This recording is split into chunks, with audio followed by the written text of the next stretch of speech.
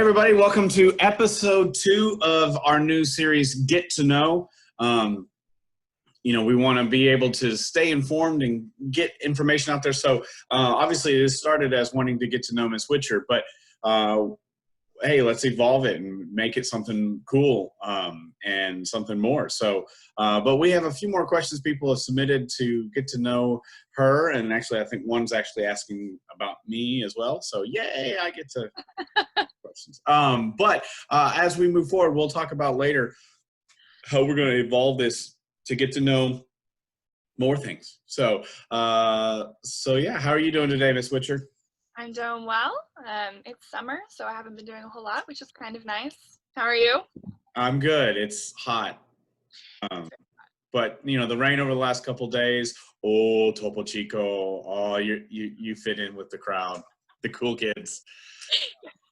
I don't have any, those are my gas station runs, and drives my wife nuts when I do gas station runs. Right now, all I have is my lovely sparkling water from HEB. Nice. We got a couple of those in the fridge. There'll be a Coke Zero here in a minute, too. This one was tucked in the back. I found it, and I was like, nobody's like, Graham, it's mine. It's a joyous time when the Topo's here. But yeah, the rain over the last couple of days has been nice. It's kept the pool, our above ground pool, nice and cool. Yeah, so well, let's just jump into our questions here. So first off, Eleanor Williams, one of our all-staters from last year, alto in chorale and in orchestra. She's a lovely viola player. She asked, what are some of your favorite choral works? Oh, that's a great question. That's a really good question.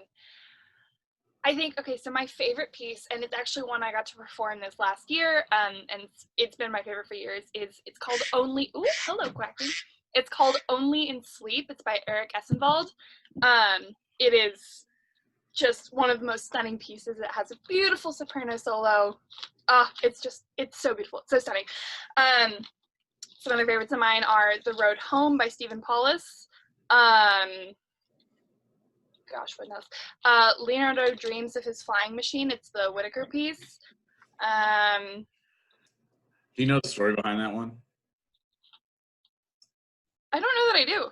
So, well, when I was in grad school, I had to do one of my classes called Musical Styles, and taught by Dr. Ditto. And you study, instead of studying the theory of what's writing, you talk more about the style, the overreaching style. And so for each section of the class, you would, at the end of that unit, you would compose a piece based on the style of the stuff. So for classical, we wrote, I think it was a Mozart piano piece. For Renaissance, we wrote a like 16 measure madrigal.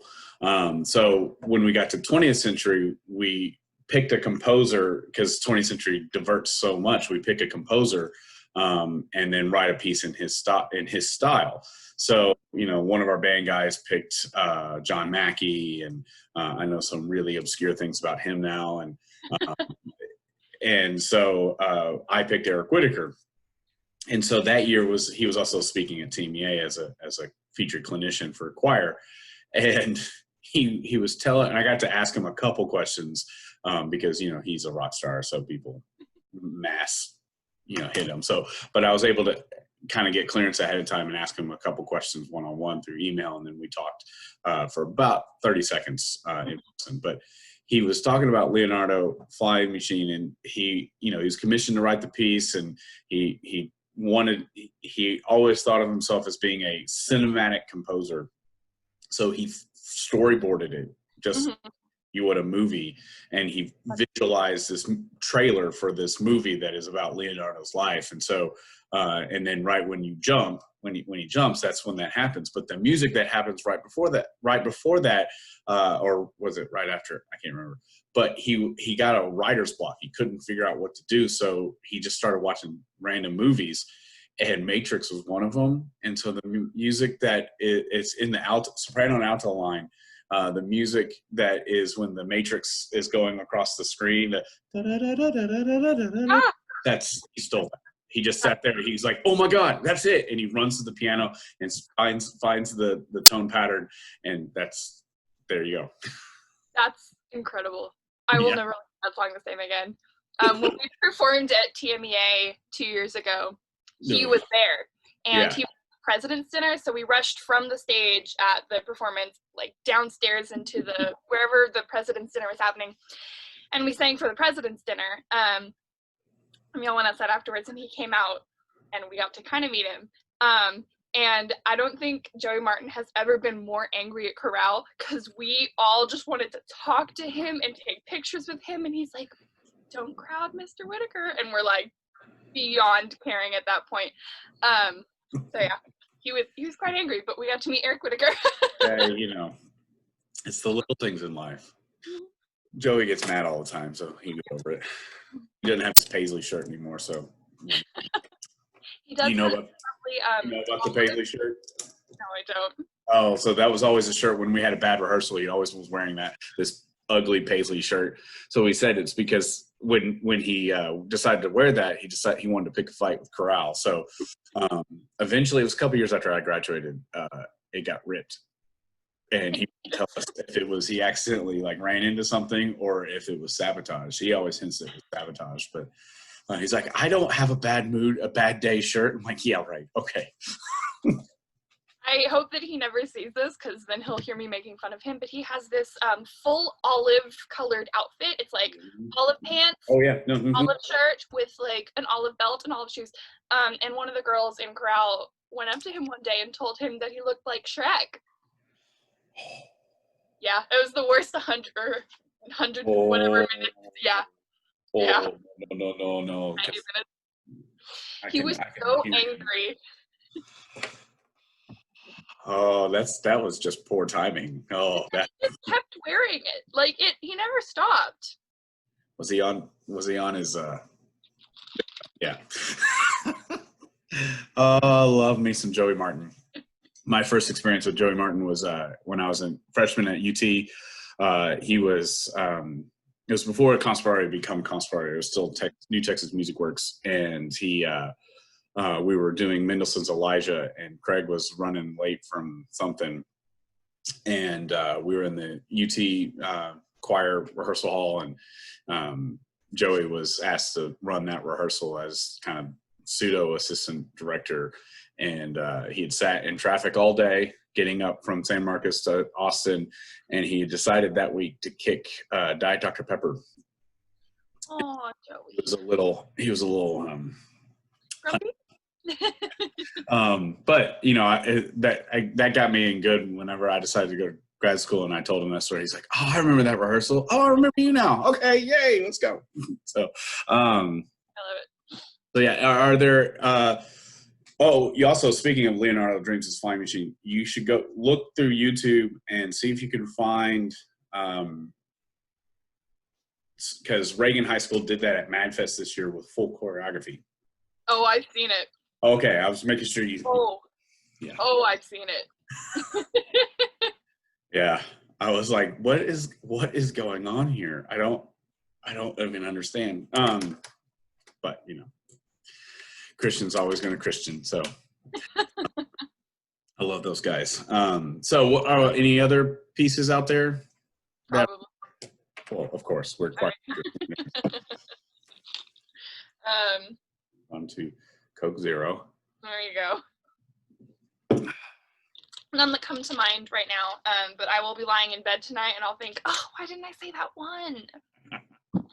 So I thought last time we did this, I was like, oh, I should have said X, Y, Z. I have three major works that have kind of influenced my life really, really big. And there's so many. So Eleanor, sorry, we can't narrow it down for you, but the three that, kind of sent me on each path and all that stuff was, first one was in high school it was a TMEA piece, was the Chester Psalms by Bernstein. And that was,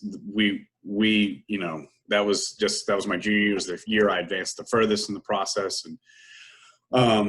and it was just such a great piece. That whole year, all the music from that year was some of my favorite music. The Disler, Zing and Dame Herren, and that one, the Corral kids will remember the Shine, Die mit Tränen sehen.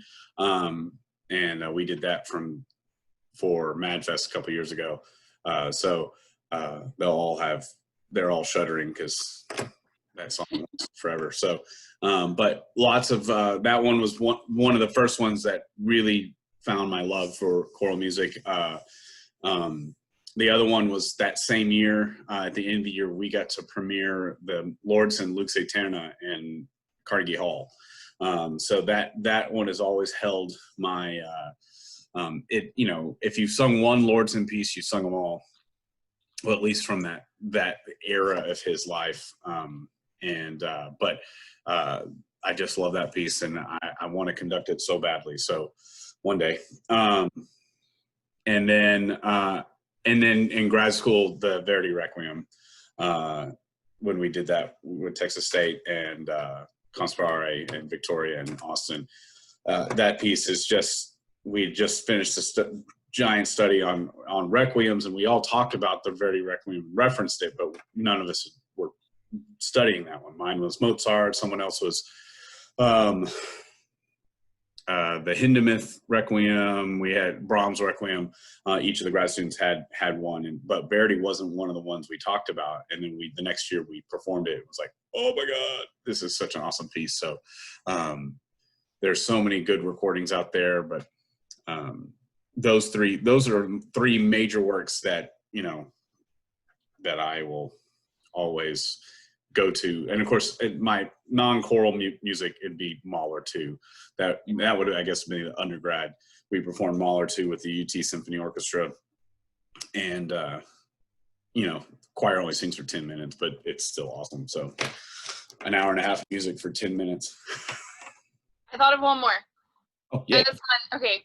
So if you haven't heard of it, I know you have, but students, if you haven't heard of it, Considering Matthew Shepard by Craig Kelly Johnson is one of the most special major works that I have ever got to experience. It's like all different styles. There's some gospel, there's some jazz, there's some motet, there's all kinds of stuff. But it's just one of those pieces that I know for me, the second I heard it, stuck with me. Yeah. And I know will forever. I did one of the pieces at my senior recital. It's just one of those pieces that has a little piece of something for everyone. If you haven't gone and listened to it, go Spotify, download, buy it. And especially in the world we live in today, and all of the political climate, and it is so appropriate. And a lot of Craig Johnson is a dear friend and mentor, and that was just a brilliant piece of music he wrote. And to toot y'all's horn, when Texas State performed excerpts at the TMEA honor concert, that was hands down one of the coolest moments. For me too, like just standing there to pass on that message. It was, and it just every moment and how it was staged, and then of course with the surprise with University Singers at the end, for those who don't know, so not the last set, but it was the next to last set for their concert. They did sections of Considering Matthew Shepard, with Craig playing and conducting, and they snuck in. It's open to the public. I mean, they were sitting in the audience. They were dressed in plain clothes. University Singers dressed in plain clothes, scattered all over the ballroom, and so they get to. It was All of Us. Is that the name? And that was the name of our program, because they wanted to make it like generations of Texas State. This isn't just our journey, or like just this chorale journey. It's everyone. So they start singing, and the University Singers just stands up and sings where they are. We're all sitting and go, everyone in the room's like, wait, what is happening? Oh my God. And I mean, it was one of those transforming moments in music. A friend of mine, her mom was sitting next to her when everyone stood up. So she stood up and her mom goes like, no, sit down. You're not supposed to. Yeah. It was so cool. And, you know, that on Andre Clark, the Westwood director, who he went to Texas State when it was Southwest Texas. Actually, he started with Southwest Texas and then finished when it was Texas State. So he actually has on his transcript both schools. But he, you know, he turned to him and goes, "Wow, leave it to them to do it again." Because when I performed at TMEA with Texas State, everyone was like, "Oh my God, that was like the coolest, greatest concert, collegiate version. It wasn't boring. It spoke to everybody." And then they did it again. We're like, that's just not fair. It's so yeah. That's another one that, you know, if there was a brief moment when we were talking about spring trip for next year, which don't ask, just don't. But we were looking to maybe go to Dublin and have Craig be a festival choir with Craig. I was like, I bet you he's going to do that one. Why wouldn't he? That's just, I mean, yeah, come on. He wouldn't tell me what we were doing, but he still won't tell me. So I don't even know if they're still doing that festival. So we'll see. All right. Well, let's move on to our next question. If we think of more pieces, we'll throw them out there. So, yeah. All right. So this is from Maddie White. She's an incoming freshman from Chisholm Trail. She asks, this is for Miss Whitcher and Mr. McCaffity, because I don't know you that well, because none of the freshmen really got a chance to meet any of you before we went into lockdown. She asks, did you play instruments as a young child, or do you currently play any instruments? And she can't wait to meet both of us. So you go first. Well, I'm sure we can say we can't wait to meet you as well. We can both say, I don't really play any instruments. I can play piano pretty poorly. I have a job now. I can say it. I can play okay. I'm not a pianist and I never will be, but I can get through it. I've always just kind of been in choirs, and that's my instrument. Yeah, well, so I took piano in high school and middle school. I stopped when choir took over my life, when I made varsity mixed choir. Many of you have heard my stories, and y'all got to meet the legend Stan McGill himself. So, I obviously, y'all know my piano skills. They're there. I can play pop stuff. Give me a chord sheet and a recording, I can make something happen. But Joey Martin would be very proud of me. I've gotten done a long way from when I was in grad school. So, but that's what happens when you play every day and you have to figure it out. For those who aren't piano players, when in doubt, leave out. But if you're going to aspiring music major, you will take piano in college to some varying degree. So there's that. Also, I've dabbled in guitar. My dad had bought me a guitar when I was in college, and I can play some open chords, and that's about it. So I can play any country western or contemporary Christian praise worship song. I can play all those. Just give me a capo, I can change keys. And then I do like to say, in college at UT, if you're a music ed major, you have to take what are called 115s, which are individual private lesson, and then a generic, I can't remember what the course number is, but it's a family class. So I took a trumpet class because I wanted to play trumpet in middle school. That was a bad idea. It sounded like a dying cat. I was terrible at trumpet. But it was always funny. My trumpet teacher, he was always like, "All right, singer boy, we're going to count today because you don't like to count because you're a singer." I'm like, okay. So I learned a lesson of counting is important. So, and then I took woodwind tech, which was, I learned flute, clarinet, and saxophone. Actually, before that class, I couldn't whistle, and I used the flute embouchure to teach myself how to whistle. And I drive my wife nuts, who hates whistling. So I can't play any of those instruments. I learned them. Now, the one great regret of my life, being a choral conductor and aspiring, conductor, I should have taken a string class, because stringed instruments just don't make sense to me. I can't see the scale on the frets or on the board, so it just doesn't make sense to me. Because piano, you can see the scale; it goes up one way and down the other. Strings, it's all up and zigzag and carry the two. And I actually for our instrumental classes, we did like all of them. We had to do all of them. And I apparently have the natural mouth shape to play like woodwind instruments, so flute and clarinet were really easy for me because I could just do it. But our last unit was strings, and I got to play the cello. nice. And all of us were asked for the next semester because they have like a strings method courses, and they have to teach private lessons for a couple months. So I took like 3 whole months of cello private lessons. Nice. I played Twinkle Twinkle Little Star in D major.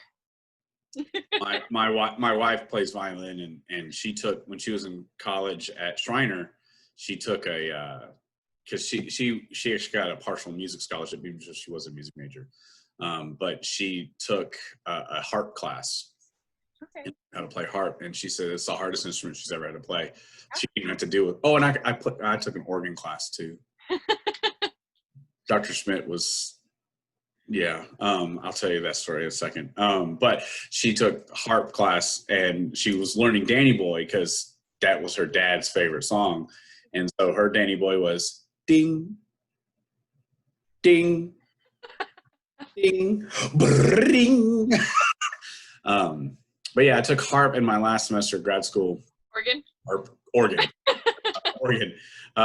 It was such a blow off. I actually practiced a lot, and that actually helped me with a lot of my keyboard skills. But the problem with organ, for those who don't know, you play one hand on one keyboard, one hand on another keyboard, and your feet, and then you also have to worry about pulling stops and doing all that stuff. So one of the piano professors at Texas State, he was finishing his doctorate when I was at UT, Dr. Kwok, and he's a really good friend. We're in the same fraternity, and mentor and all this stuff. And so he was on the jury. And so after I finished, he looks at me and goes, "Well, Jameson, you tried really, really hard." I go, "I don't know how to take that. Is that a good thing or a bad thing?" He goes, "No, you passed." And I go, "Thanks, Jason." And he goes, "That's Dr. Kwok." I go, "No, right now it's going to be Jason." But yeah, Dr. Schmidt, he was like, "You're going to have to play at least one with pedal." I'm like, "Oh, God, yeah, I'll feet all over." If you want to go watch, there's some really cool organ videos. I can't remember what his name is. There's a guy, he's like crazy hair and all this stuff. He has his own personal organ he built. He puts videos on. He can play the entire Bach fugue with his feet. Wow. Yeah, it's amazing. So yeah, organ. I don't play any of those, but I'm a singer, right?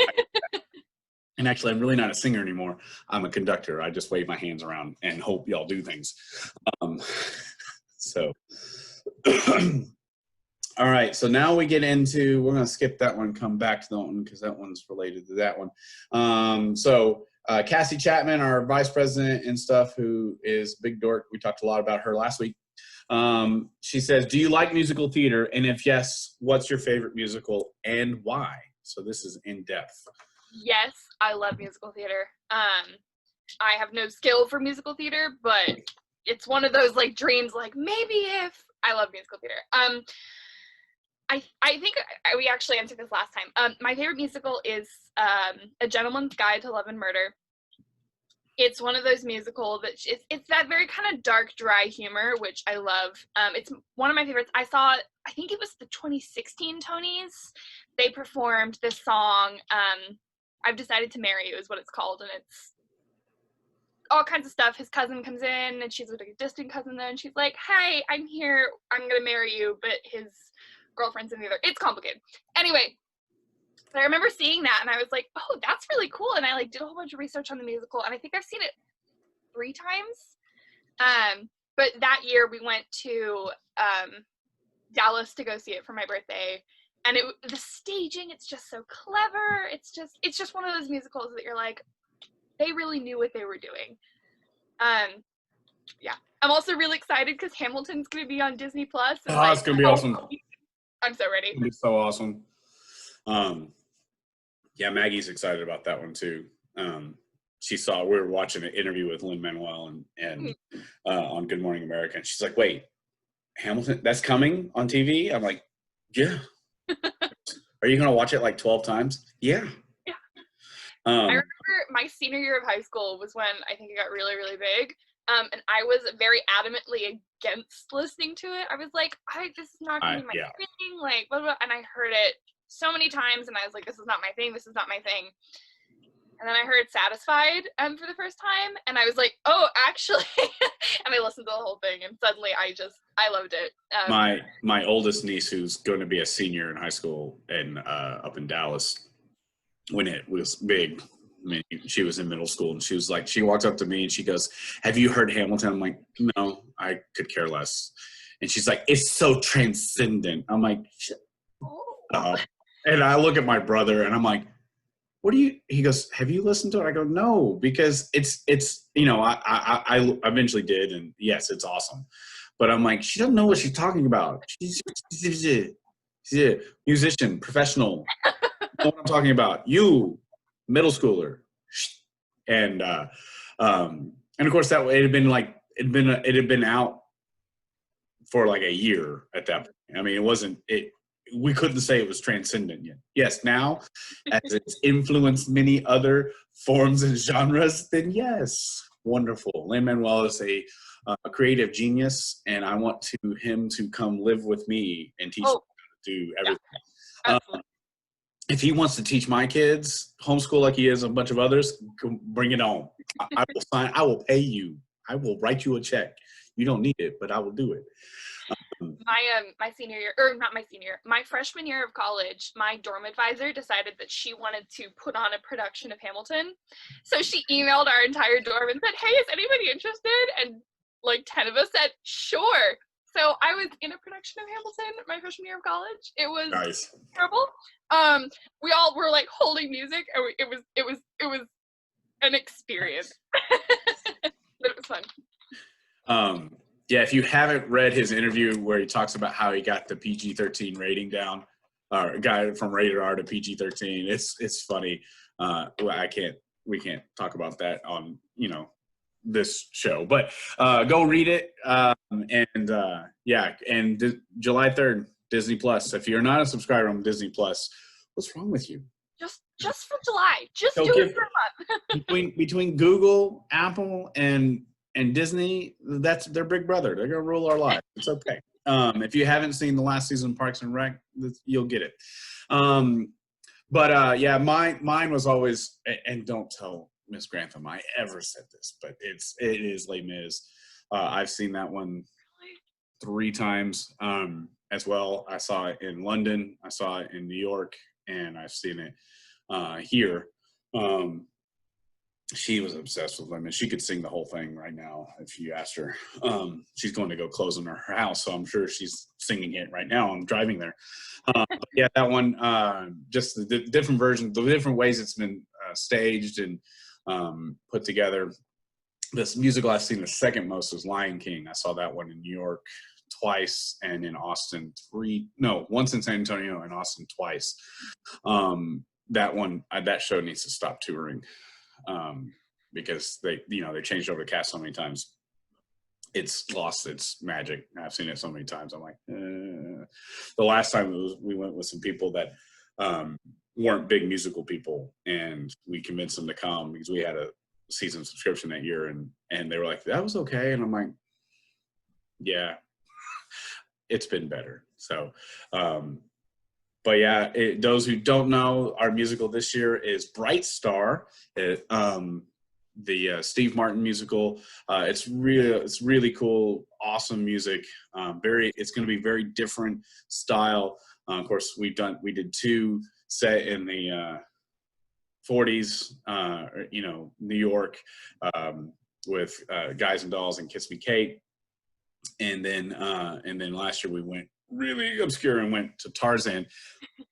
So we're going back to another obscurity, off on another tangent with Bright Star. It's a great musical. If you haven't listened to music, go out and listen to it. It's really a lot of fun. And definitely my new musical obsession. I've been Yeah, listening to it a lot. well, anything Steve Martin does. I mean, from comedy to, in his later life, as he's reinvented himself with banjo and bluegrass. I got into bluegrass a couple years ago. We did some stuff with Joseph Martin, not Joey Martin, Joseph Martin, the composer. We premiered one of his pieces in New York with my church choir. He was on a whole bluegrass kick. And so I got to listen to a lot of bluegrass stuff. So it's not country. It's different. It's cool. It's got this different vibe. I mean, you can find different versions of bluegrass. So go enjoy and listen. And yeah, so. All right. So now we got a couple questions that are about like personal tastes and food. So I like to eat. Food is a big part. Food and drink. And if you don't follow the Vandergrift High School choir director, you should on Instagram, because he's always giving food information. Zook Eats Austin. It's amazing. And of course, we talk a lot about barbecue because we're in Texas. So we're really sad because we didn't get to do our annual Franklin's kick off the summer trip. The choir directors usually get together and go sit out in Franklin's, and people are like, why do you want to sit down and wait to eat? It's like, we're not waiting in line to eat. We're tailgating for food. It's, that's what Franklin's is. You go, you have camaraderie, you get some breakfast tacos, and then you get to have a good lunch. It's a good time. Let's see. Abby Justice, our choir president and student conductor and all-stater, she's Miss Everything. She asks, what's your favorite coffee drink or Starbucks drink? Oh my goodness. Coffee is my very favorite of all of the things. I will drink almost any coffee, any kind of way. My favorite, I think mochas, any kind of mochas. I have a fun Starbucks story. So this morning, I went to Starbucks this morning because I had to go to HEB, and it was in the same parking lot. And the way that it's like structured, the parking lot's all weird. So someone was trying to reverse, and so I stayed way out of their way. So there was a big gap in the line. But then, like, in front of me from another exit, this big truck came in. So he was blocking the entrance for the other car to get out, and it was this whole mess. So I waved him ahead, and so he got in line ahead of me, even though he wasn't. He got in line ahead of me. Anyway, so we go through the line, and I ordered my drink, and I got just iced coffee. And I got up to the window, and the guy who'd like cut in front of me had like paid for my drink, and he's like, he passed a message along to the barista. He's like, tell her I love her and I'm so sorry. So his name was John. He bought me coffee. Nice. Yeah, I had a similar one on Easter Sunday morning.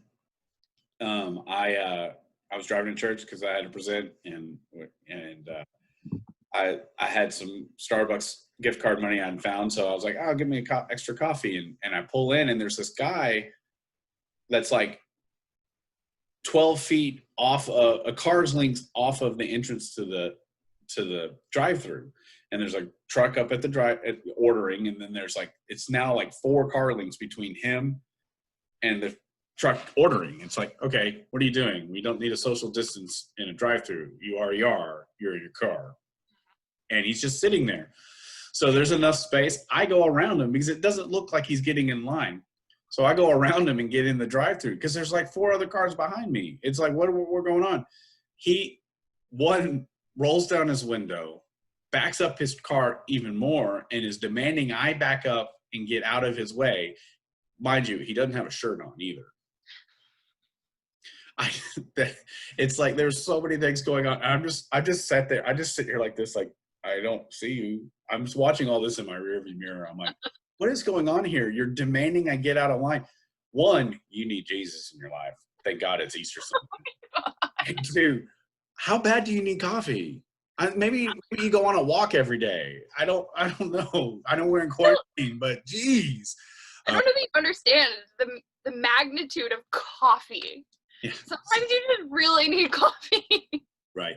There's a podcast I listen to called Business Wars. Like stuff. I just started an episode the other day on a bike ride called, it was Dunkin' versus Starbucks, and how the origins of Starbucks and origins of Dunkin'. It's interesting. It's how Starbucks came. It actually explains, their regular coffee. I only like lattes from Starbucks, and their tea. I love their tea. But their regular coffee, if I just get a regular cup, I think it tastes burnt. and them explaining their origins. I'm like, oh yeah, they over roast their beans to get the flavor. I'm like, that makes sense. So, um, but yeah, vanilla latte, if anyone's asking, unless it's November or October, and then you're gonna have to get me a pumpkin spice, because my wife is obsessed with pumpkin, and I love that one. That's about it. I've actually never had it. I'm really allergic to cinnamon, so I've always kept them a distance. I am basic. Yeah, Reagan once asked me in the middle of rehearsal, she's like, "Hey, I'm gonna go get Starbucks. What do you want?" And I like whispered it because I was embarrassed, and she just burst into laughter. She's like, "Oh my God, you're such a girl." Yeah, I am. I like my sweet drinks. I can't help it. And Abby, to circle back to your question, all coffee. Just all coffee. During the Christmas, I like the peppermint stuff. That's really good. Peppermint mocha, good one. Okay. We had this local coffee shop in San Marcos. It's called Mochas and Javas. Yes. I lived there essentially for 4 years. In between classes, I'd go sit in Mochas. They had like drip coffee, and coffee. Just depending on what day it was and what time I was getting to school, I always had to park up the hill. Sometimes I could get a spot in the parking lot that was right down the bottom of Sesame, right after you pass the steakhouse. When I started, it was a Joe's Crab Shack. So, but yeah, sometimes I could get a spot there, but most of the time I had to go park up the hill, and you pass Mochas and Javas, like, we're just gonna get me some more here. Or I would just park illegally, and yeah. There used to be a Chinese food restaurant in that little shopping center called the Rose Garden. We were really sad when that closed down. It was a sad day. Do you know why it closed down? Do what? Do you know why it closed down? No. I'll tell you later. Me and my wife, that was one of our favorite spots, and we didn't know. We were just driving through San Marcos, like, hey, let's go get Chinese food. And we're like, yeah. So yeah, we were sad on that. So let's see. Roger Chavez on Instagram asks, what type of fast food restaurants, if any, do you enjoy eating at? He has a couple questions here. So okay, I'm not super picky with food. I do have to be careful because I do have food allergies, so that kind of thing I have to worry about. Yeah, I'm really not picky. I'm not eating there right now, but I love Chick-fil-A. I know it's so good, but not right now. Yeah, I'm not super picky with food. I like pretty much anything. Yeah, good. I like everything. So he also asks, what's your favorite TV show or show do you watch, and do you recommend anything? So right now I am watching Criminal Minds on Netflix. I started it when quarantine started, and I'm about 9 seasons in. If you like crime shows, Criminal Minds is incredible. I've enjoyed it very much. I also started, my family has the new HBO, whatever it is. I always say it wrong, so I don't want to say it. But I've been watching Big Bang Theory and Doctor Who on there. And so I just kind of cycle through them until I get like bored of one, and I'll move on to another. So if you haven't seen any of those, go watch them. The world is yours. Yeah, I feel like I've watched all the Netflix, all of it. Mm-hmm. I don't. Yeah. Great British Baking Show is probably my favorite. I turn it on in the background when I'm studying, or like when I need some background noise. Yeah, I really like stupid TV. Okay. Parks and Rec, The Office, Big Bang Theory. I watched Big Bang Theory from the beginning, and then we cut the cord, and I didn't have CBS anymore, and I kind of got away the last 2 seasons. So I'm like, I haven't really desired to go back and catch up or whatever. But yeah, ridiculous, stupid stuff or action, Mm-hmm. But whatever. Right now, I just finished getting caught up on Agents of S.H.I.E.L.D. Superheroes. I love anything superheroes. And there was something else I was watching. Oh, Gabriel Iglesias has a TV show on Netflix called Mr. Iglesias that's just makes me laugh because he's a teacher and he's funny. I just finished that one as well. But last night I found myself watching Just Friends with Ryan Reynolds. Okay. It's random. I was like, I need something funny, so that works. So yeah, I'm kind of out of things to watch. I don't, TV. Yeah, it's funny that question earlier. What's your favorite choral works and music or whatever? I don't actually ever listen to music, so I can't turn my brain off when I do. So I listen to talk radio and drive everyone in my family nuts. Like, what's wrong with you? But it's funny because we made fun of my high school choir director for always listening to talk radio, and he's trying to tell us what music we should perform, like in our show choir and stuff. He's like, we're like, how do you know what's good if you don't ever listen to it? And now I've become that. And I'm like, I don't listen to music in the car, just because it doesn't compute. But podcasts are my best friend. Yeah. Podcast. Yeah. I listen to disc golf podcasts and the Business Wars. There's a couple other ones that I have that there was one the other day that I was trying to listen to. The Choralosophy is a podcast, and they had some statement about the ACDA thing, and I just was like, God, come on, people, just stop. So I stopped listening to him.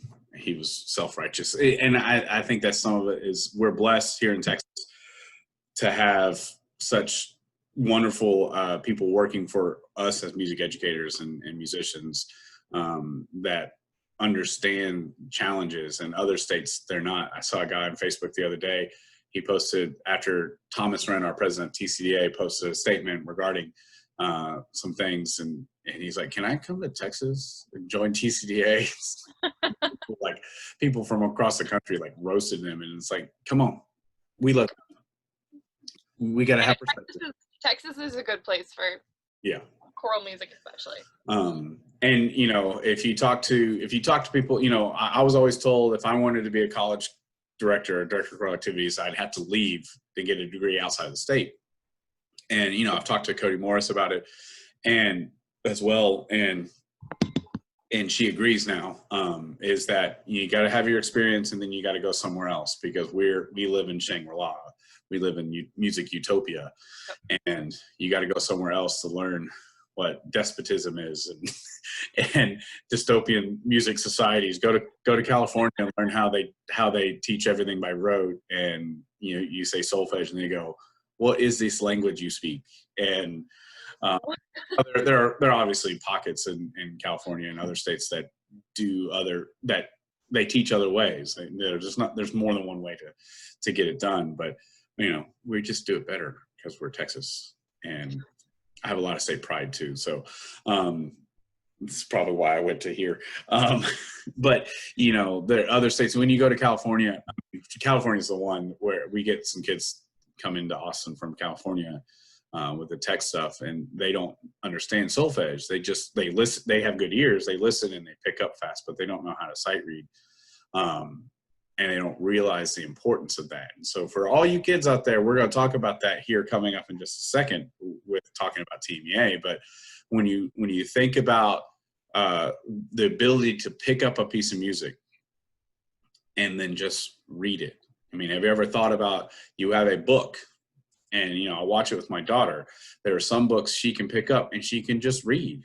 And there are other books where she can't. And if it doesn't have a picture or something, if it has a picture, she can figure out what it says and figure out the words from there. But, and my daughter reads at a very high level for her age, but, she can't pick, that when you can't read, there's a whole world of things that you can't be exposed to. You have music, and you can pick it up and you can just read it. It's really awesome. And you can have the whole world of musicality is open to you. So yeah, it's really cool. Our philosophy and our things. And so yeah. So, well, that kind of wraps up all the questions we have from people. If you are watching this and you have more questions, you can email me or send me a post and or DM in Instagram and ask those questions. We will always answer those. We may ask, and we'll have more episodes of this because we're going to get to know so much more things, from music to people to all sorts of things. We're going to have fun with this and try to be awesome. So.